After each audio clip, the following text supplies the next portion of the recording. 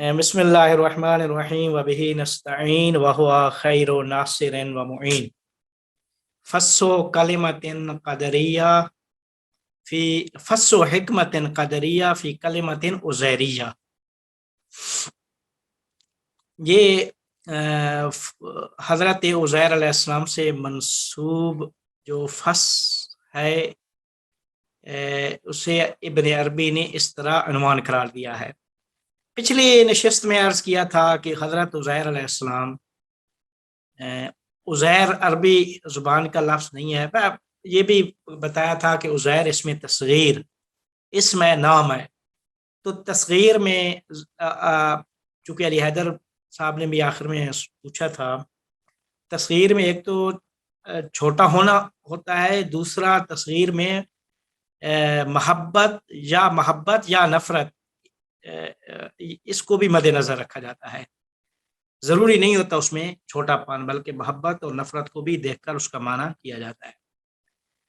تو کہتے ہیں کہ عزیر ویسے تو آزارا، اس کا فعل جو ہے آزارا سے مثلا ملامت کرنا، مدد کرنا، یہ اس کے معنی ہے۔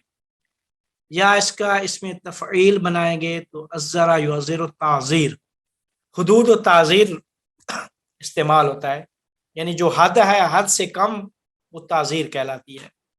تو یہ اس کے معنی جو عربی میں جو فعل ہے اس کے یہ معنی ہے۔ اسم کا کوئی خاص معنی عزیر کا نہیں کیا گیا، لیکن عزیر اسی سے ہے، مدد کرنا، ملامت کرنا، انہی سے انہی چیز کو مد نظر رکھ کر اس کا معنی کیا جائے گا۔ کہتے ہیں عزیر علیہ السلام وہ نبی ہیں کہ جن کا نام قرآن میں آیا ہے۔ قرآن میں ٹوٹل 26 انبیاء کے نام ذکر ہے۔ تو کہتے ہیں کہ عزیر علیہ السلام قرآن کی تعبیر کی روح سے جس طرح حضرت عیسیٰ علیہ السلام کو متہم کیا گیا تھا کہ وہ ابن اللہ ہیں، اللہ کے بیٹے ہیں، اسی طریقے سے عزیر علیہ السلام کے بارے میں بھی کہا گیا تھا کہ وہ بھی ابن اللہ ہیں۔ تو ابن عربی فرماتے ہیں کہ ہر دو فکریں باطل ہیں۔ کیونکہ یہ جو نظام خلقت ہے یہ نظام تولیدی نہیں ہے۔ یہ جو رابطہ خدا اور مخلوق نظام تولیدی نہیں ہے، زاد و ولد کا رابطہ نہیں ہے جس طرح باپ بیٹے کا ہوتا ہے۔ کیونکہ نظام تولیدی میں دو طرف محتاج ہوتی ہے، اور اللہ تو کسی طرف کا محتاج نہیں ہے کسی چیز کا، تو لہذا تولید کرنے والا بھی محتاج ہوتا ہے اور جسے تولید کیا جا رہا ہوتا ہے وہ بھی محتاج ہوتا ہے۔ تو وہ دو، تولید کرنے والا متقاضی کے محتاج ہوتا ہے اور متقاضی بغیر تولیدی متاع و سامان کے کسی قسم کی ایکٹیویٹی، فعالیت نہیں کر سکتی۔ لہذا اللہ اور مخلوق کا جو رابطہ ہے والد و ولد کا رابطہ نہیں ہے۔ کہتے ہیں کہ جب ہمارے بزرگ تقسیم کرتے ہیں کفر کی، تو کفر کو دو قسموں میں تقسیم کر دیتے ہیں، ایک کفر اور ایک شرک۔ کہتے ہیں کہ اور شرک کی ایک قسم کفر کی یہی کہ جو اللہ تعالیٰ کی مخلوقات کو اللہ کا بیٹا، اللہ کا فرزند یا اللہ کی بیٹی قرار دیتے ہیں، جس طرح بعض نے ملائکہ کو اللہ کی بیٹیاں کہا ہے۔ تو کہتے ہیں کہ یہ بھی شرک و کفر جس طرح ہماری اس دین میں چیزیں موجود ہیں۔ کہتے ہیں کہ وہ اس طرح کیوں کہتے تھے کہ عیسیٰ علیہ السلام کو ابن اللہ کہا، حضرت عزیر علیہ السلام کو ابن اللہ کہا، ملائکہ کو اللہ کی بیٹیاں کہا۔ وجہ یہ تھی کہ ان کے لیے معرفت حق توجیہ نہیں ہوئی تھی۔ معرفت حق دیکھیں، بالآخر ایک چیز کہ جو مادہ سے ماورا ہو، مجرد ہو، اس کے علاوہ نہ حواس سے نہ درک کیا جا سکے، جو نظر نہ آنے والی چیز ہو، وہ کسی کے لیے قابل توجیح ان لوگوں کے لیے قابل توجیح نہیں تھی کہ یہ کس طرح ہو سکتا ہے کہ ایک چیز ہو اور وہ نظر بھی نہ آئے یا مثال دکھائی بھی نہ دے یا کیا کہتے ہیں اس کا جسم بھی نہ ہو، یہ ساری جو چیزیں ہیں تو کہتے ہیں کہ معرفت حق ان کے لیے قابل توجیح نہیں تھی۔ تو اللہ تعالیٰ نے اس فکر شرک، یہ جو شرک کی فکر تھی یا جو فکر شرک سے آلودہ تھی، اس شرک سے آلودہ فکر کے رد میں پورے کے پورے سورہ کو نازل کیا۔ وہ کون سی سورہ ہے؟ سورہ توحید یا سورہ اخلاص کا نام دیتے ہیں، جسے ہم کہتے ہیں بسم اللہ الرحمن الرحیم، قل هو اللہ احد۔ سورہ توحید بھی کہا جاتا ہے، سورہ اخلاص بھی کہا جاتا ہے کہ اے رسول کہہ دو وہ ہوا اشارہ ہے اس غیب سے، وہ جو غیب میں اللہ ہے وہ احد ہے، ٹھیک ہے۔ تو فرماتے ہیں کہ اس سورہ میں تمام مراتب توحید کو واضح طور پر ہمارے لیے بیان کیا گیا۔ ایک مرتبہ غیب کا ہے ہوا، دوسرا اللہ، تیسرا وہ احد۔ یہ تینوں مرتبے توحید ہیں جو ہمارے لیے بیان کیے گئے ہیں۔ تو کہتے ہیں کہ رابطہ خدا اور خلق کو احد مشخص کرتا ہے۔ احد، اللہ احد ہے کا مطلب یہ ہے کہ یہ جتنی بھی کثرات، یہ جو کثرت، نظام کثرت، یہ سارے کا سارا سسٹم جو کثیر ہے، یہ کثرت جتنی بھی کثرت ہے اس وحدت کو مخدوش نہیں کرتی، اس وحدت کو مخدوش نہیں کرتی، لہذا ایسی حقیقت کے لیے کوئی شریک اور ہمتا نہیں ہے۔ تو جس طرح کہتے ہیں کہ اللہ تعالیٰ نے خود اس سورہ میں اپنے آپ کو توصیف کیا ہے، قل هو اللہ احد اللہ الصمد لم یلد ولم یولد، پورے اس سسٹم کی ذات و ولد کی نفی کر دی اللہ تعالیٰ نے۔ تو کہتے ہیں کہ احد وہ ہوتا ہے جس کا ثانی نہ ہو، تو فرمایا کہ وہ احد ہے، واحد بھی نہیں کہا کہ اس کا کثرت کا شائبہ ہو، کثرت کے شائبے کی بھی بات نہیں کی۔ اللہ نے کیا فرمایا؟ لقد کفر الذین قالوا، تحقیق وہ لوگ کفر کرتے ہیں جو کہتے ہیں ان المسیح هو ابن اللہ، کہ حضرت مسیح اللہ کے بیٹے ہیں۔ کیونکہ ابن اللہ سے بالا تر ہے عبداللہ ہونا، وہ عبداللہ ہے نہ کہ ابن اللہ، ابن اللہ سے بالا تر عبداللہ ہونا ہے۔ تو کہتے ہیں کہ جس چیز نے ابن عربی کو وادار کیا ہے کہ وہ اس فص کو حضرت عزیر علیہ السلام سے منسوب کرے، کون سی فص؟ فص و حکمت قدریہ، قدر کے نام سے جو منسوب کیا حضرت عزیر کے ساتھ، تو کہتے ہیں کہ وہ دراصل سوال تھا، کہ سوال یہ تھا کہ کیسے اللہ تعالیٰ ان مردوں کو دوبارہ زندہ کرے گا۔ یہ مردے جن کے اوپر جو حیات رکھتے تھے، حیات کا جو امکان تھا، امکان حیات جو ان سے لے لیا گیا ہے، کس طرح دوبارہ انہیں وہ حیات پلٹائی جائے گی۔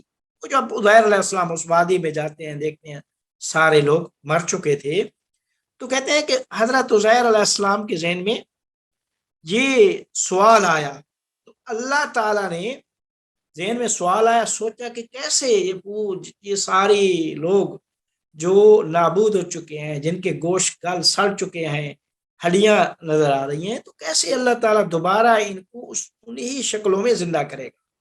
تو کہتے ہیں جو ہی عزیر علیہ السلام کے ذہن میں یہ سوال آیا ہے، تو اللہ تعالیٰ نے بلا فاصلہ قرآن میں کہا ہے کہ ہم نے اس اماتہ اور احیاء کو پھر خود عزیر پہ لاگو کر دیا۔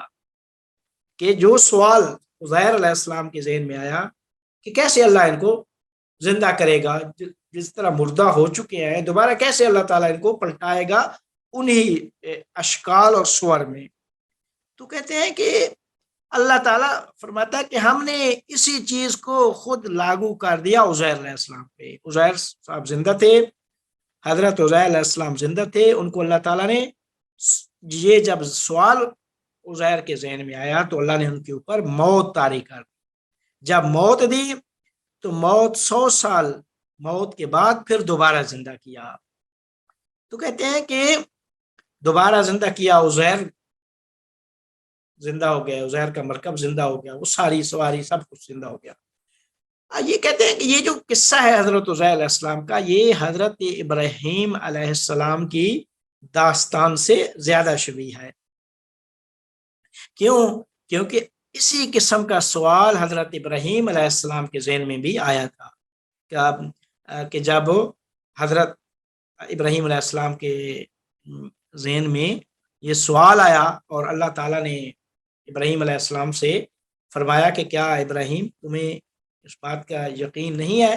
تو حضرت ابراہیم نے فرمایا وَلَٰكِن لِيَطْمَئِنَّ قَلْبِي، اطمینان قلب کے لیے ایسا پوچھ رہا ہوں۔ تو کہتے ہیں کہ پھر اللہ تعالیٰ نے خود ابراہیم علیہ السلام کے ذریعے سے ہی وہ اماتہ اور احیاء، وہ پرندوں کو مارنا اور پرندوں کو زندہ کرنا، وہ ابراہیم علیہ السلام کی آنکھوں کے سامنے یہ کام کر کے دکھا دیا۔ تو کہتے ہیں کہ لہذا اس فص کا نام ابن عربی نے رکھا ہے فص و حکمت قدریہ فی کلمت عزیریہ، کہ یہ جو موت آئی ہے، موت کا تعلق اللہ تعالیٰ کے قضاء و قدر سے ہے، قضاء اور قدر سے ہے۔ تو لہذا ابن عربی پھر اسی مناسبت سے بحث لے آتے ہیں اس واقعے سے قضاء و قدر کی۔ اب قضاء و قدر کے بارے میں بہت زیادہ بحث سے متکلمین نے بحثیں کی ہیں۔ اشاعرہ کا نظریہ ہے، معتزلہ کا نظریہ ہے، امامیہ کا نظریہ ہے، بڑی بحثیں صدر اسلام میں ہوئی ہیں۔ حضرت علی علیہ السلام کے دور میں، ان کے بعد یہ بحث جاری رہی، مامون کے دربار میں، خلفاء کے، بہرحال یہ بحث کافی رہی۔ ہم نے البتہ اس بحث کو جتنا ہم وسیع کرنا چاہیں وسیع ہو سکتی ہے، لیکن ہم وہ نقطہ نظر جو ابن عربی نے پیش کیا ہے وہ آپ کے سامنے پیش کریں گے۔ کہتے ہیں کہ انسان کا جو فعل ہے، افعال انسانی، قضاء و قدر کا تعلق انسان کے افعال سے ہے، انسان اور انسان کے افعال سے۔ تو کہتے ہیں کہ افعال انسانی کے متعلق دو اصطلاحات ہیں، دو چیزیں ہمارے پاس ہیں، ایک لفظ قضاء ہے اور ایک جبر و اختیار ہے۔ قضاء اور جبر و اختیار، قضاء و قدر اور جبر و اختیار کا آپس میں تعلق ہے۔ اس چیز کو ہم اسی کو بات کو آگے اس کی وضاحت کریں گے۔ تو کہتے ہیں کہ زیادہ تر لوگ کیا کرتے ہیں کہ ان دو اصطلاحات کو آپس میں مکس کر دیتے ہیں۔ تو کہتے ہیں کہ اگر کوئی ان دو میں سے کسی ایک کو بھی صحیح درک کر سکے گا تو اس کے لیے بہت سارے سوالوں کے جوابات بھی واضح ہو جاتے ہیں۔ کون سے، کس طرح؟ اب ایک قضاء و قدر ہے، ایک جبر و اختیار ہے۔ اب ابن عربی قضاء و قدر کی تعریف کرتے ہیں، یہاں سے قضاء و قدر کی تعریف کر کے پوری بحث آگے اپنا نظریہ، عرفانی نظریہ جو ہے وہ پیش کرتے ہیں۔ فرماتے ہیں کہ قضاء کیا چیز ہے؟ کہتے ہیں القضاء حکم اللہ فی الاشیاء۔ قضاء کہتے ہیں نا قاضی، جج، قضاوت، یہ جو عدلیہ کے سسٹم جو ہے، یہ عدلیہ کو قضاوت کہا جاتا ہے، یعنی قضاوت کا مطلب ہوتا ہے فیصلہ کرنا۔ قاضی حکم دیتا ہے، حکم کرنا، فیصلہ کرنا۔ کہتے ہیں اللہ تعالیٰ کی قضاء، قضاء کا مطلب حکم اللہ فی الاشیاء، کائنات میں جتنی بھی مخلوقات کائنات میں موجود مخلوقات کے بارے میں جو اللہ تعالیٰ کا حکم ہے اس کو کلا کہا جاتا ہے۔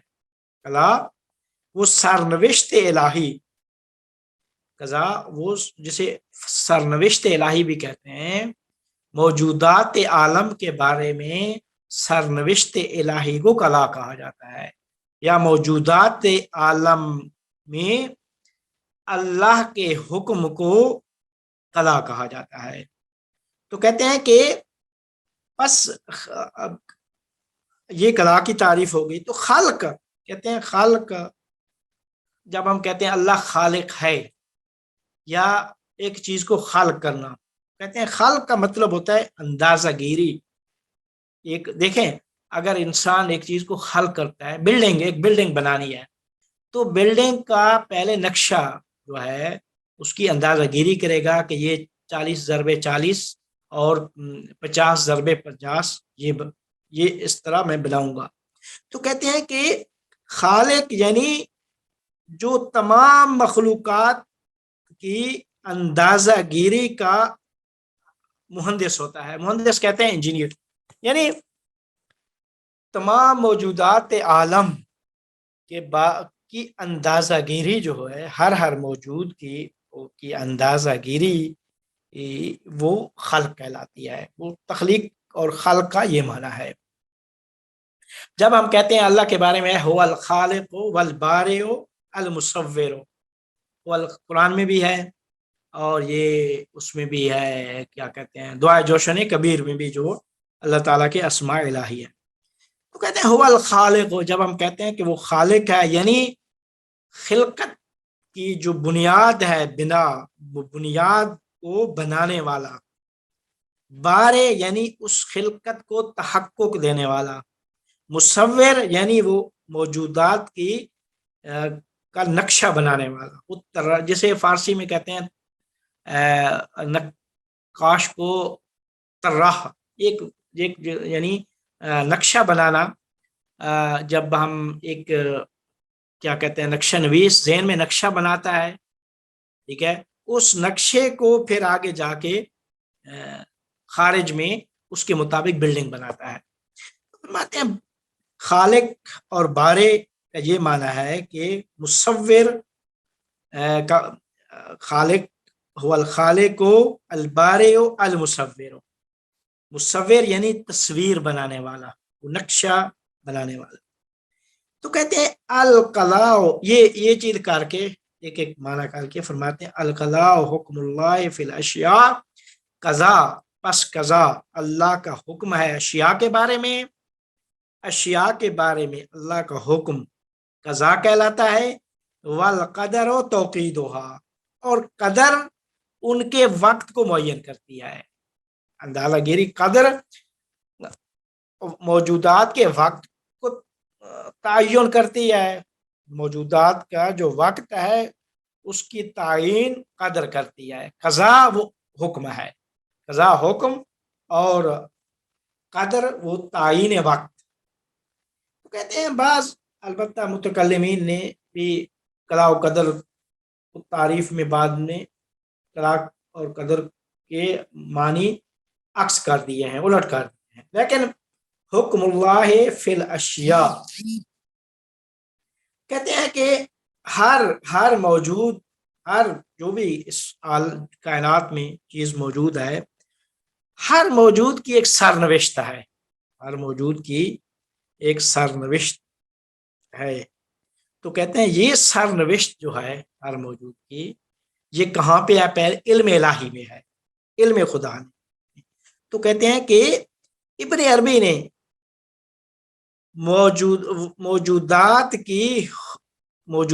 کے وجود کی حدود، موجودات کے وجود کی جو حدود ہے علم الہی میں، اس کو عین ثابت کا نام دیا ہے۔ آیان ثابتہ کی بحث یہیں سے ہوتے ہیں، چونکہ ابن عربی کا قضا و قدر کا نظریہ مبتنی ہے آیان ثابتہ پہ، ہم اسی آیان ثابتہ کی وضاحت کے لیے اس طرح اوپر سے کر کے لائے ہیں کہ یہ تمام، پس پہلا نقطہ کہ تمام کائنات میں جو کچھ ہے ہر ایک کی سرنوشت ہے علم، ہر چیز سرنوشت رکھتی ہے علم الہی میں۔ اچھا یہ پہلی بات۔ دوسری ہے کہ ابن عربی نے ان موجودات جو علم الہی میں ہیں ان کے وجود کی حدود کو عین ثابت کہا ہے۔ کس طرح کہتے ہیں کہ جب ہم کہتے ہیں نا اصطلاح عین ثابت، عین ثابت، اس کا مطلب کیا ہے؟ کہتے ہیں کہ ایک شے کی ہر شے کی ایک حد ہے، ہر شے کی ایک حد ہے، تو ہر شے کی جو حد ہے وہ حد اس شے کو دوسری حد سے جدا کرتی ہے۔ وہ حد دیکھیں، یہ میز ہے، اس کی ایک حد ہے، کمپیوٹر کی ایک حد ہے، ٹھیک ہے، یہ کمرہ ہے، اس کی ایک حد ہے۔ اچھا انسان ہے، اس کی ایک حد ہے، ٹھیک ہے، جسے ماہیت کہتے ہیں، حد وجود جسے ماہیت کہا جاتا ہے۔ تو فرماتے ہیں کہ فلسفہ میں ماہیت، فرماتے ہیں کہ عین کا مطلب یہ ہوتا ہے کہ جب ہم کہتے ہیں عین ثابت یا آیان ثابتہ، کہتے ہیں کہ آیان وہ حدود ہیں جو ایک شے کو دوسری شے سے جدا کرتی ہیں۔ مثال دے کہتے ہیں کہ کتاب کی ایک حد ہے، ٹھیک ہے، وہ حد قلم کے علاوہ ہے، ٹھیک ہے، تو کہتے ہیں ان حدود مشخص حدود کو عین کہا جاتا ہے۔ بس عین ثابت کا معنی کر رہے ہیں کہ مشخص حدود کو عین کہا جاتا ہے۔ اب ثابت کا کیا معنی ہے؟ کہتے ہیں ثابت یعنی وہ مرز، کیا کہتے ہیں، ثابت یعنی وہ مرز ہیں وہ حدود جو علم خدا میں حضور رکھتی ہیں۔ عین وہ حدود علم الہی میں ان کے حضور کو ثابت کہا جاتا ہے، تو لہذا عین ثابت ہو گئی۔ ثابت یعنی وہ حدود جو علم خدا میں حضور رکھتی ہیں۔ تو فرماتے ہیں کہ بس جب علم خدا میں حضور رکھتی ہیں تو ان کا وجود موجود نہیں ہے خارج میں، دیکھیں خارج میں موجود نہیں ہے۔ تو فرماتے ہیں کہ جب خارج میں موجود نہیں ہے تو فرماتے ہیں کہ پس ثبوت عین یا عین ثابت جو کہتے ہیں ہم، یعنی اشیاء کا حضور علمی، علم خدا میں اشیاء کا حضور علمی عیان ثابتہ کہلاتا ہے۔ یعنی یا کہیں کہ عین ثابت یعنی موجودات کا علمی چہرہ ہر موجود کی عین ثابت کہلاتا ہے۔ موجودات کا جو علمی چہرہ ہے علم خداوند میں وہ عین ثابت کہلاتا ہے۔ تو کہتے ہیں کہ عیان ثابتہ کیا کہتے ہیں، عیان ثابتہ تمام موجودات کا حضور علم خدا میں، اور علم خدا شامل ہوتا ہے موجودات خارجی کو بھی، جو علم خدا موجودات خارجی کو بھی شامل ہوتا ہے۔ تو بس ایک کا نام اس میں فعلی رکھ دیتے ہیں اور دوسرے کا نام کیا کہتے ہیں اس میں صفت ہی رکھتے ہیں، صفت اور فعل۔ تو فرماتے ہیں کہ پس عیان ثابتہ یعنی موجودات کا چہرہ علمی، یہ عیان ثابتہ ہے۔ اب اگلی بحث کہ یہ جو کچھ علم خدا میں وجود رکھتا ہے، جو کچھ علم خدا میں موجود ہے، کیا اس خارج میں بھی اسی کا تحقق ہوتا ہے یا نہیں؟ ٹھیک ہے، یعنی جو کچھ علم خدا میں موجود ہے اسی نے ہی خارج میں متحقق ہونا ہے، کیا اس طرح ہے؟ تو کہتے ہیں اس کا جواب یہ ہے کہ جو کچھ علم خداوند میں ہے اسی کے عین نے تحقق پانا ہے، وہی بالکل وہی شے خارج میں متحقق ہونی ہے۔ علم خدا میں آئے کہ مثال دے رہا ہوں، زید کیا کہتے ہیں بچپنے سے لے کر 40 سال تک عمر کرے گا اور 40 سال عالم رہے گا، مثال دے رہا ہوں۔ تو کہتے ہیں کہ یہ علم خدا میں ہے تو جو کچھ علم خدا میں ہے اسی کا عین خارج میں بھی وہی چیز متحقق ہوتی ہے، خارج میں بھی وہی چیز متحقق ہوتی ہے۔ کہتے ہیں کہ یہ نہیں ہو سکتا کہ علم خداوند میں گندم ہو اور مقام خارج میں اس گندم سے جو اگائے، یہ اس طرح نہیں ہو سکتا۔ تو فرماتے ہیں کہ ایک جملہ ابن عربی ایک جملہ فرماتے ہیں، کہتے ہیں کہ یہ جو بیج ایک کیا کہتے ہیں کہ شاورز، یہ جو کسان زمین میں بیج جب ہوتا ہے تو جو بیج اس نے زمین میں دفن کیا ہے، ٹھیک ہے، اگر وہ بیج کیا کہتے ہیں گندم کا ہے تو اسے گندم ہی اگے گی، اگر وہ جو کا ہے تو جو اگے گی۔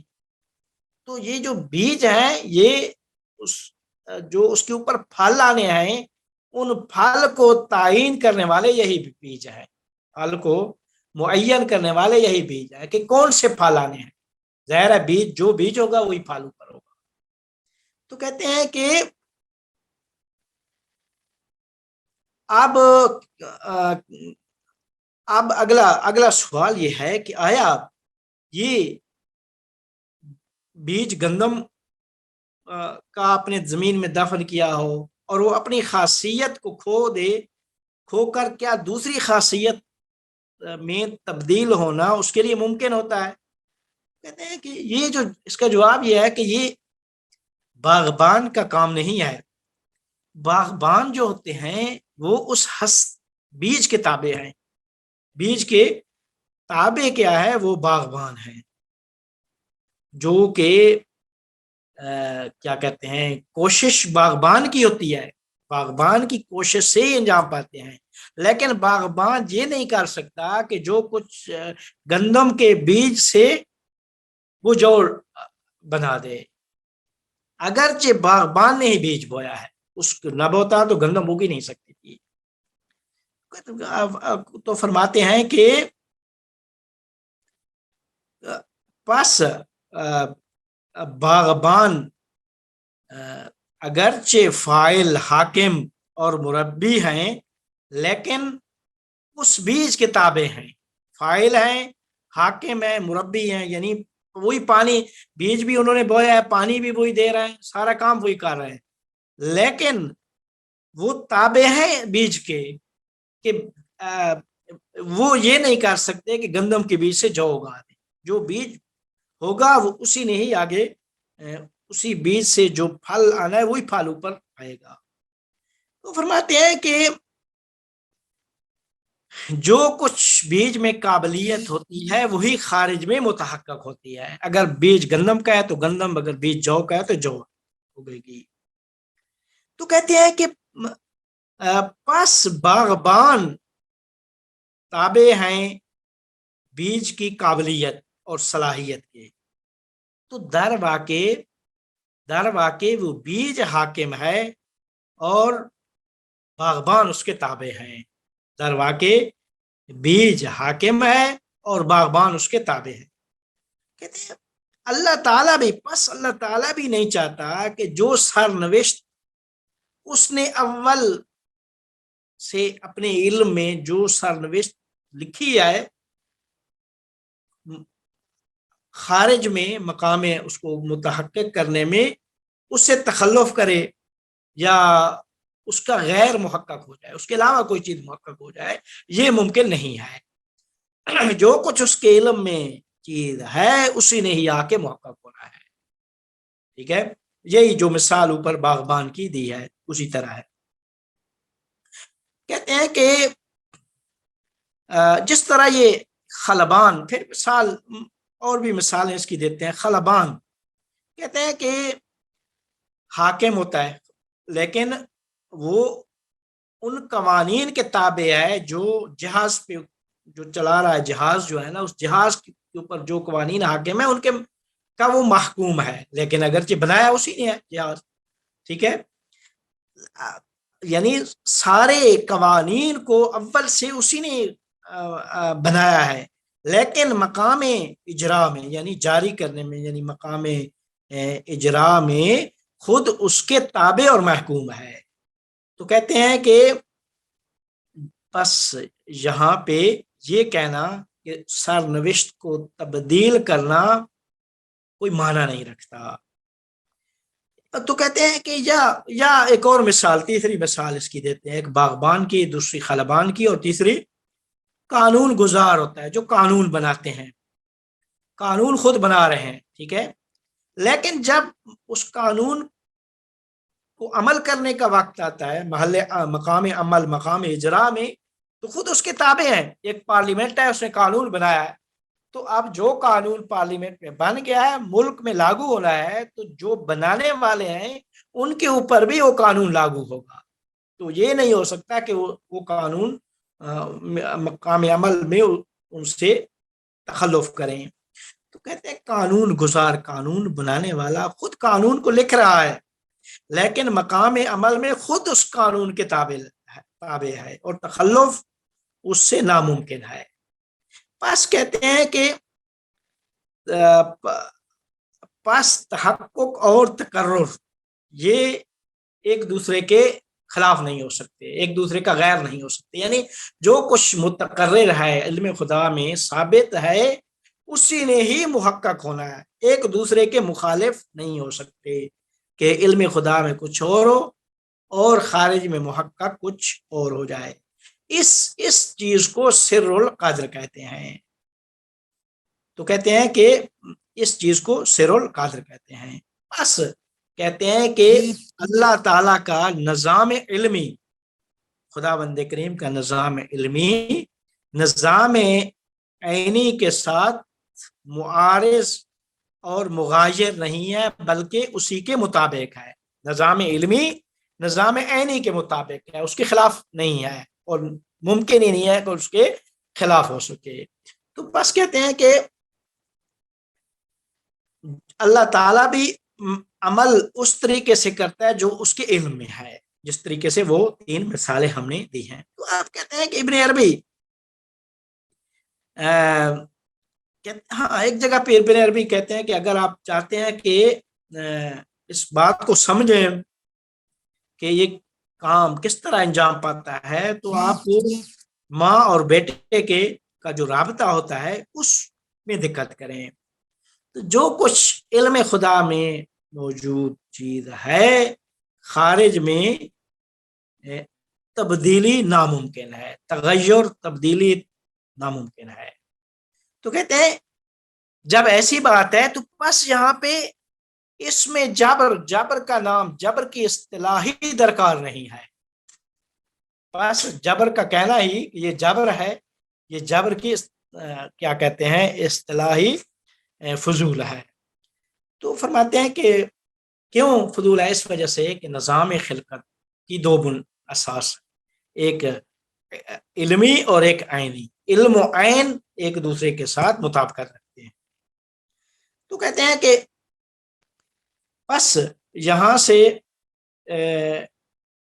یعنی یہاں سے واضح ہو گیا کہ قضاء و قدر کی تعریف واضح ہو گئی کہ قضاء حکم ہے، حکم خدا ہے اشیاء میں حکم خدا کو قضاء، اور قدر اس کے وقت کی تعین کو قدر کہا جاتا ہے. دوسرا نقطہ یہ ہم نے بیان کیا کہ علم الہی میں جو کچھ ہے مقام خارج میں بھی وہ قابل تبدیل نہیں ہے، عین و علم ایک دوسرے کے مطابق ہے. تو کہتے ہیں کہ اللہ تعالیٰ کا جو تحقق، مقام تحقق میں ارادہ ہے، وہ کسی صورت میں جو کچھ علم خدا میں ہے اس کے مغایر اور متضاد نہیں ہو سکتا. تو کہتے ہیں کہ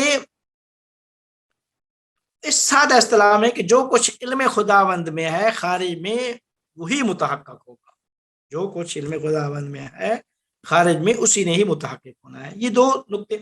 تیسرا نقطہ وہ سر القدر کہتے ہیں کہ یہ سر القدر جو عرفان میں بیان کی جاتی ہے، یہ ایک اصلی ترین اصطلاح عرفانی ہے، اور اس کا معنی یہی ہے کہ اشیاء کی وجودی حدود، اشیاء کی وجودی حدود وہی ہیں جو اشیاء کی علمی حدود ہیں، جو کہ قابل تبدیل نہیں ہے، یعنی جو علم الہی میں حدود ہیں اشیاء کی، وہی وجود میں بھی اشیاء کی حدود وجودی بھی وہی ہیں۔ حدود وجودی اور حدود علمی، یہ دو ایک ہی چیز ہیں، یعنی مطابقت ہے ان میں آپس میں، ایک دوسرے کا غیر اور تبدیل نہیں ہو سکتے۔ تو کہتے ہیں کہ چوتھے نقطہ یہ تھا کہ اصل حاکم و محکوم کی بات ہو رہی تھی، جو خالق اور مخلوق کے درمیان جو لفظ استعمال کیا جاتا ہے، تو کہتے ہیں کہ یہ بھی وہی ہے کہ اللہ تعالیٰ کے علم میں جو کچھ ہے خارج میں اسی نے متحقق ہونا ہے، تو اللہ تعالیٰ مقام عمل میں اسی کے تابع ہے، اپنے اس علم کے تابع ہے، جو کچھ اس کے علم میں ہے مقام عمل میں اسی کے تابع ہے، اس کے برخلاف نہیں ہو سکتا۔ پانچواں تھا لو ظاہر سر القادر لبطلت الربوبیہ، فرماتے ہیں کہ اگر سر القادر، قدر کا راز آشکار ہو جائے تو ربوبیت اپنے مقام کو کھو دیتی ہے، لبطلت الربوبیہ۔ تو فرماتے ہیں کہ یہ تھا سر القادر کی جو اصطلاح تھی، یعنی وہ راز، قدر کا راز اگر فاش ہو جائے تو ربوبیت اپنا مقام کھو دیتی ہے، یعنی جو ربوبیت اپنا مقام کھو دیتی ہے، یعنی اس کی جب گہرائی میں جائیں گے تو گہرائی میں جب انسان اس کی گہرائی میں جاتا ہے تو ربوبیت کے بارے میں جو کچھ سوالات ہوتے ہیں، جو کچھ انسان اس کو سمجھنا چاہتا ہے، تو یہ ربوبیت سے بھی بالاتر ایک سر القدر ہے کہ سر القدر سے جب آشنا ہو گئے، اس کا راز جب فاش ہو گیا یا اس کا راز اشکار ہو گیا تو ربوبیت اپنا مقام کھو دے گی۔ بلکہ یہ اس کی پھر آگے جا کے اس کی بڑی اچھے طریقے سے وضاحت کرتے ہیں آخر میں۔ تو فرماتے ہیں کہ سوال، اگر تقرر یعنی جو کچھ علم خداوند کریم میں ہے، یہ وہی ہے، تقرر وہی چیز ہے جو معین ہو چکا ہے، جو کچھ معین ہوا ہے، تقرر بھی وہی ہے جو کچھ یعنی علم خدا میں ہے، اور جو کچھ یہ ہو رہا ہے مقام عمل میں، یہ وہی ہے جو علم خداوند کریم میں ہے، تو پس انبیاء، اولیاء اور معلمین کا کیا فائدہ؟ ٹھیک ہے، انبیاء اولیاء کو اللہ تعالیٰ نے کیوں مبعوث فرمایا، معلمین کا کیا فائدہ؟ تو اس کا جواب بھی کہتے ہیں کہ یہ بات بھی پلٹ جاتی ہے کہ جب ہم کہتے ہیں کہ علم و عین کی آپس میں مغایرت یعنی علم و عین ایک ہے، علم و عین کا آپس میں تضاد نہیں ہے، تو کہتے ہیں کہ یہ اس کا تعلق بھی، اس سوال کا کہ جواب کا تعلق بھی اسی سے ہے کہ اگر علم خداوند کریم میں یہ آیا ہے کہ یہ تغییرات، یہ تبدیلیاں انبیاء اور اولیاء کے، یہ علم خدا میں ہے کہ انبیاء اور اولیاء کے توسط سے ہی واقع ہوں گی، تو جو علم میں ہے تو اللہ تعالیٰ نے ان کو بھیجنا ہے، انبیاء اور اولیاء کو، تو لہٰذا اللہ تعالیٰ نے پھر انبیاء اور اولیاء کو بھیجنا ایک اللہ تعالیٰ کے لیے ضروری ہو جاتا ہے۔ کیونکہ مقام علم میں اس طرح تھا کہ یہ انسان تب ہدایت پائے گا، یا یہ چیزیں جو اس کے لیے میں نے مقام علم میں یہ سب کچھ معین کیا ہے، یہ تب ہوگا کہ جب انبیاء اور اولیاء ان کو راستہ دکھائیں گے اور انبیاء اور اولیاء ہدایت کریں گے۔ تو یہ علم خدا میں بھی یہ بات تھی۔ تو جب علم خدا میں یہ تھا کہ انبیاء اور اولیاء کے توسط سے ایسا ہوگا، تو مقام عمل میں یہاں ان انبیاء اور اولیاء کو بھیجنا ضروری ہو جاتا ہے خداوند کریم کے لیے۔ تو کہتے ہیں کہ یہ کیا کہتے ہیں وہ نکات تھے کہ جو ابن عربی نے بیان کیے ہیں۔ اس کے علاوہ آپ کیا کہتے ہیں 7 مثالیں دی ہیں، مثال دے رہا ہوں جس طرح ابھی میں نے مثال دی، ایک اور مثال بھی دی کہ مثلا علم خدا میں یہ تھا کہ ہم نے زید نے مثال دے رہا ہوں 50 سال عمر کرنی ہے، ٹھیک ہے، لیکن اگر صدقہ دے گا تو 55 سال ہو جائے گی، اگر صلہ رحمی کرے گا تو 60 سال ہو جائے گی، اور اگر قطع رحم کرے گا تو وہ 60 سال وہ 40 سال ہو جائے گی۔ قطع رحم گناہوں کو عمر کو کم کر دیتا ہے۔ تو کہتے ہیں کہ اگر علم خدا میں یہی تھا تو یہاں پہ بھی وہی واقع ہو۔ تو کہتے ہیں کہ یہ جو صدقہ دینا اور اس سے مثلا مصیبت کا ٹل جانا یا موت کا دیر سے آنا، یہ ساری چیزیں علم خدا میں تھیں کہ یہ اس طرح صدقہ دے گا اور اس کی عمر 50 سے 55 ہو جائے گی۔ یہ وہ سوالات ہیں جو کہ اس کے بارے میں کیا کہتے ہیں علم کلام کی کتابوں میں بھی اس طرح سوالات کیا کہتے ہیں بنائے گئے ہیں اور ہر سوال کا جواب دیا گیا۔ فلسفہ میں بھی اسی طریقے سے ہے۔ البتہ شہید مطہری صاحب نے قضاء و قدر میں بڑی زبردست بحث کیا فلسفہ میں کہ انہوں نے نظام وہ علت و معلول سے اور اسباب و مسببات سے اس طریقے کو جوڑا ہے۔ پھر چونکہ اسباب و مسببات میں بہت ساری شرائط ہوتی ہیں تو ایک چیز دوسری پہ متوقف ہوتی ہے، تو یہاں پہ ہزار قسم کی شرطیں ہیں، تو تغییر تبدل ممکن ہے۔ جہاں پہ اللہ کا ڈائریکٹ ارادہ ہے، ڈائریکٹ ارادے سے ایک کن فیکون سے ایک چیز ہوئی ہے، مثال دے رہا ہوں، کن سے عالم تخلیق ہو گیا، تو یہ عالم کا وجود کیا ہے؟ عالم کا وجود یہ اللہ تعالیٰ کے اس ارادے سے، یہ اس میں جبر ہے۔ جہاں پہ درمیان میں اسباب نہیں ہیں، ڈائریکٹ اللہ کے ارادے سے بلا فاصلہ یہ بلا واسطہ چیز محقق ہوئی ہے، وہاں پہ کیا کہتے ہیں جبر ہے۔ لیکن یہ نظام اللہ تعالیٰ نے جو تخلیق کیا یہ نظام اسباب و مسببات، تو اسباب و مسببات ہر سبب دوسرے کے اوپر موقوف ہے، ہر سبب کے لیے ایک مسبب کی ضرورت۔ تو یہاں پہ چونکہ ہزار قسم کی شرائط ہیں تو لہٰذا یہاں پہ جبر نہیں ہے، اختیار ہے۔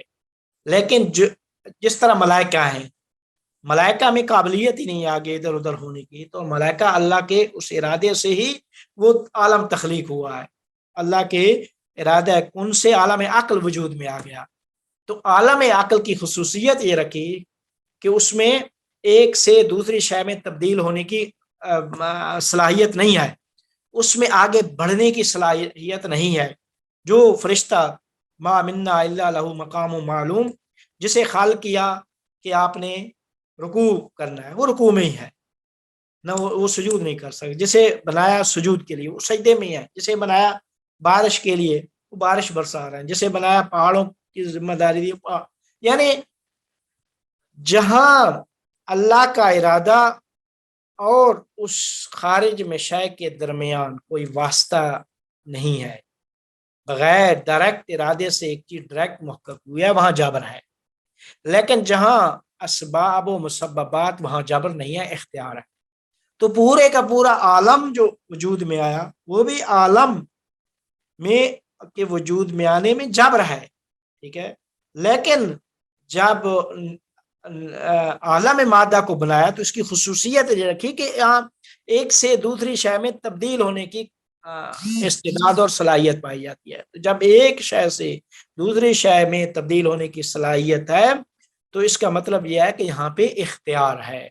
تو اس میں وہ اختیار کو ثابت کرتے ہیں کہ اس عالم میں، اور ہم چونکہ اسی عالم میں رہ رہے ہیں، انسان اور قضاء و قدر میں فوکس انسان کے افعال ہوتے ہیں، فعل کہ جو ہم فعل کرتے ہیں تو یہ اپنے ارادے سے کر رہے ہوتے ہیں، تو یہ جو ارادے میں کر سے کر رہے ہوتے ہیں، یہ اپنے اختیار سے کرتے ہیں۔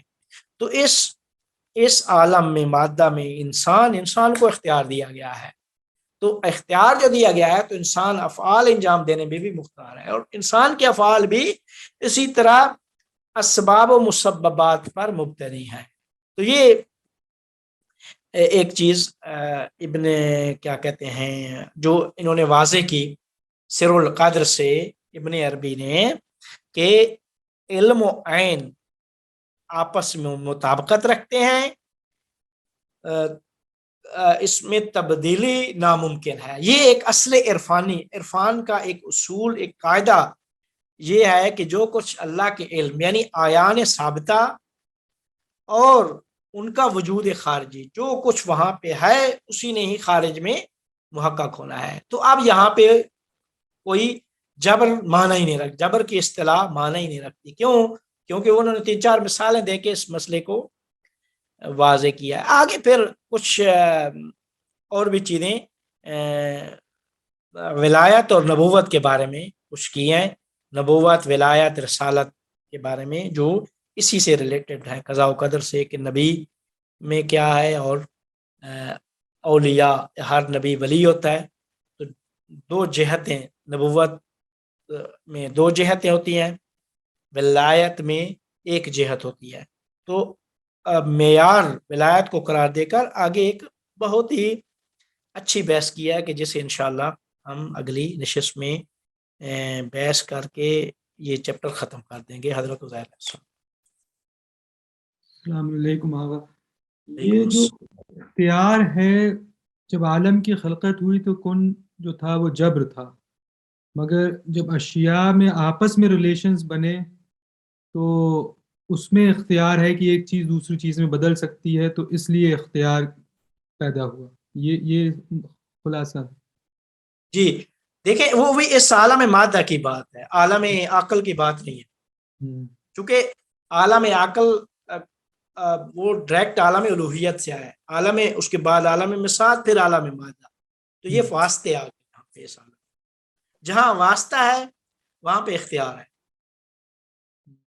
اور یہ بات تو مجھے سمجھ میں نہیں آئی کہ سر القدر کا راز مطلب اس کو انشاءاللہ نا آگے ہم بیان کریں گے۔ اصل میں یہ فنا اور بقا کی منزل ہے کہ فنا ہو گئی اب آپ، تو پھر ربوبیت بھی نہیں رہ گئی آپ۔ دیکھیں وہاں پہ جب ہم جہاں پہ انسان کامل اس اعلیٰ مقام پہ پہنچتا ہے نا، تو ربوبیت اس کے بعد کا مرحلہ ہے۔ تو یہ لیکن چونکہ میں ابھی نہیں اس کو، یہ چیز جب تک واضح نہیں ہوگی نا کہ رب کا مقام کیا ہے، اور یہ سر القدر کے راز کا آشنا ہونا کس مرحلہ اور مقام میں محقق ہو، یہ جب تک واضح نہیں ہوگا نا، تو یہ جو عبارت ہے یہ سمجھ میں نہیں آئے گی کہ کیسے قدر کا راز آشکار ہو جائے تو ربوبیت اپنا مقام کھو دیتی ہے۔ جی انشاءاللہ میں اگلے اس میں نا جی علیکم صاحب، میں یہ پوچھ رہی ہوں کہ یہ واسطہ جو آپ نے کہا کہ واسطہ جہاں ہوگا وہاں اختیار ہوگا، تو ذرا واسطہ مجھے سمجھ میں نہیں آ رہا کیا ہے، اور جو عقل عالم عقل ہے وہاں پھر قدر نہیں؟ دیکھیں عالم عقل یعنی فرشتوں کا عالم، فرشتے، ان عالم عقل یعنی عالم فرشتے جو ہے نا، آپ دیکھیں کہ ہم نے جو بتایا تھا کہ اللہ تعالیٰ نے جو عوالم خلق کیے ہیں، تو پہلا عالم عالم عقل ہے، ٹھیک ہے؟ تو عالم عقل اور عالم الوہیت کے درمیان واسطہ نہیں ہے، وہ اللہ کے ڈائریکٹ ارادے سے ان سے وجود میں آ گیا، اور وہاں پہ اللہ خود بھی فرماتا ہے کہ جو بھی فرشتے وجود میں آیا وہاں ہم نے یہ چیز رکھی ہی نہیں ہے، ایک شے دوسری شے میں تبدیل ہونا، ایک چیز میں ایک شے کی قابلیت ہو اور وہ دوسری شے میں تبدیل ہو جائے، یہ وہاں پہ ممکن ہی نہیں ہے۔ لیکن یہاں پہ ہے عالم مادہ میں، کیسے ہے؟ انسان ہے، ٹھیک ہے، اللہ نے پیدا کیا، چھوٹے تھے، بڑے ہوئے، اعمال انجام دیے، علم حاصل کیا، علم حاصل نہیں کیا، آگے بڑھے نہ بڑھے، سب کچھ انسان کے اختیار میں ہے۔ یہ جو کیا کہتے ہیں اسباب کی بات میں نے کی ہے، واسطہ یعنی وہی اسباب، سب آپ دیکھیں اللہ ताला ने क्या कहते हैं औलाद पैदा करनी है तो कैसे पैदा करेगा? माँ और बाप सबब बनेंगे, बेटा वजूद में आ जाएगा या औलाद वजूद में आ जाएगी। इसी तरीके से जितने भी और आमाल आप अंजाम देंगे तो ज़ाहिर है आपके इंसान नमाज पढ़नी है, कौन पढ़ेगा? आप पढ़ेंगे नमाज, मैं पढ़ूंगा, सारे पढ़ेंगे जो है ना नमाज। ये जो अफ़आल हैं, इंसान के जितने फेल हैं उनमें असबाब हैं। अब नमाज पढ़नी है, देखें एक फेल है, नमाज पढ़नी है, या मिसाल दे रहा हूँ, ये दर्स पढ़ना है, जो अभी हम दर्स पढ़ रहे हैं, क्लास पढ़नी है। अब इसमें कितने असबाब हैं? आप क्या कहते हैं, आप जिंदा, जो भी पहली बात यह है कि जिंदा होगा इंसान, दूसरी बात यह है कि जी सोया हुआ नहीं होगा, तीसरी बात यह है कि जी उठ के कंप्यूटर ऑन करेगा, ठीक है, कंप्यूटर खोल के उस पर जो है ना जूम को जो है ना वो खोलेगा, जूम पे वो लिंक डालेगा। ये सारे के सारे असबाब हैं। पूरी का पूरा आलम में असबाब व मुसब्बबात है, सबब को मुसब्बब की जरूरत होती है। थैंक यू, समझ में आया। अब असबाब समझ में आ गए? जी जी जी, बस असबाब इस वास्ता ना जो आपके, हाँ हाँ वही वास्ते जो है ना। ठीक।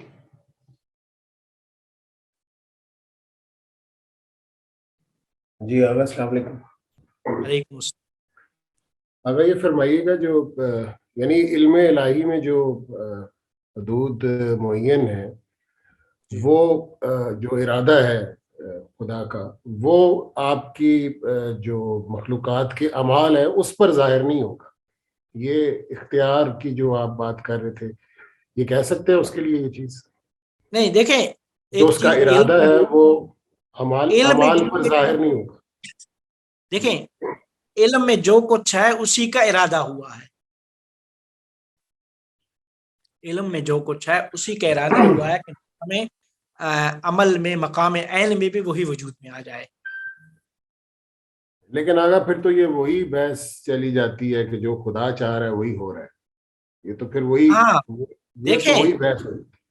देखें, खुदा चाह रहा है वही हो रहा है, इसके अलावा तो कोई नहीं हो सकता। लेकिन मिसाल दी है ना कि अब कैसे कि यानी जो काबिलियत, एक चीज में काबिलियत ही नहीं है, सलाहियत ही नहीं है कि पत्थर जो है ना वो जाके नमाज पढ़ ले, ठीक है, पत्थर नमाज पढ़ेगा तो पत्थर नहीं रहेगा।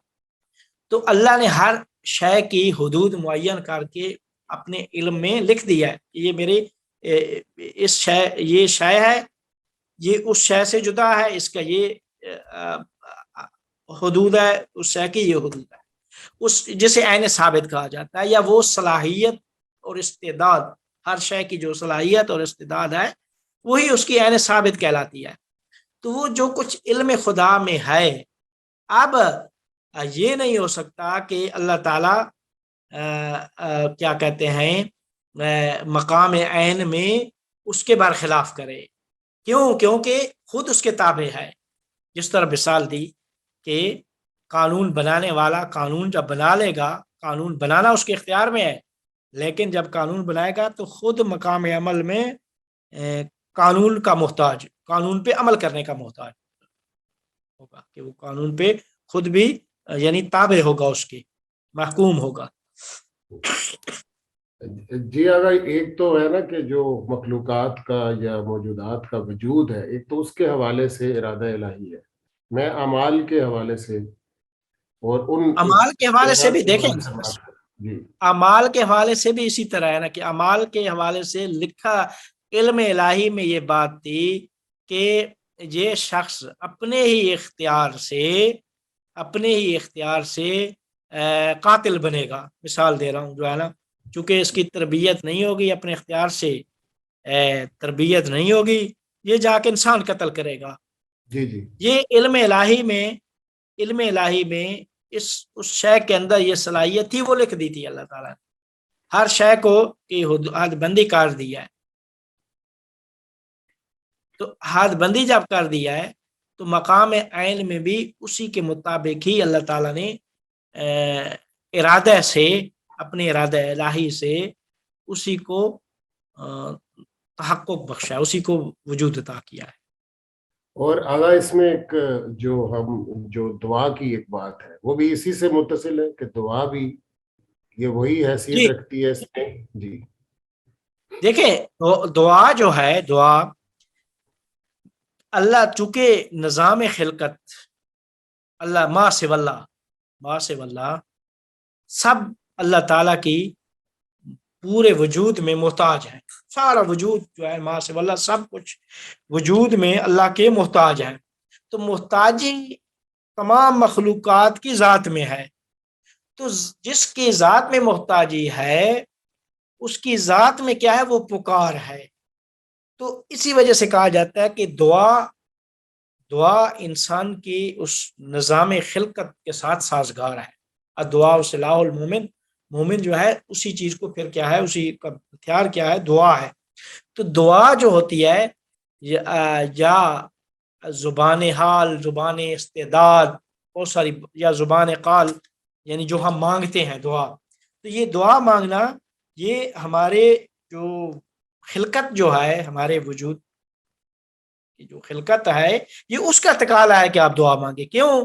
क्योंकि आप मोहताज खालिक हुए हैं, मोहताज हैं। हमें पुकारना चाहिए उस ज़ात को कि जो गनी है, उसके बगैर वो नहीं हो सकता। तो दुआ अल्लाह ने के इल्म में थी कि ये मोहताज, पूरा आलम मोहताज है और दुआ असले खिलकत के साथ साजगार है। तो लिहाजा ये शख्स जब इस पे ये मुसीबत आएगी तो ये दुआ मांगेगा, अपने इख्तियार से दुआ मांगेगा, मैं उसे जो है ना दुआ से उसकी ज़िंदगी बढ़ा दूंगा। ये इल्म में बात लिख दी, तो उसी के मुताबिक क्या है वो हो गया। यानी जो कुछ इल्म में लिखा था ऐन में भी वही कुछ हो गया। बहुत शुक्रिया। इसके बाद थोड़ा सा वो अंबिया और औलिया की बात बयान करेंगे ना, दो चार, मेरे ख्याल में मजीद जो जहन में उलझने हैं वो भी शायद दूर हो जाएंगे इंशाल्लाह अगले नशस्त में। क्योंकि ये सारा ये ऐन साबित निज़ाम कला व कदर इरफान में वो मुर्तबित है उससे, आयान साब्ता की बहस से। तो ये आयान साब्ता की बहस भी लंबी है, हमने पता नहीं पहले किया नहीं किया। आयान साब्ता की बहस भी हम, आयान साब्ता अस्मा से क्या ताल्लुक है, अस्मा इलाही, और अस्मा का मकाम वाहिदियत से क्या ताल्लुक है, मकाम वाहिदियत का अहदियत से, और अहदियत का गैब मुतलक से। ये भी एक इरफान में फसूस में, चूँकि जैसे हम पढ़ रहे थे बाद जगह पे हमने ये बात बयान की है, तो इंशाअल्लाह शायद आयान साब्ता की बात भी इसी उसमें वाले हो जाएगी। बहरहाल आयान साब्ता का मालूम होगा कि आयान साब्ता क्या चीज़ है, ये इतना मालूम हो गया। अब आगे क़ज़ा व क़दर की जो कुछ और नुकात हैं जिनको मुर्तबित किया है सिरुल क़द्र को अंबिया और औलिया से, तो मेरे ख्याल में कुछ चीज़ें वहाँ भी जाके वाज़ेह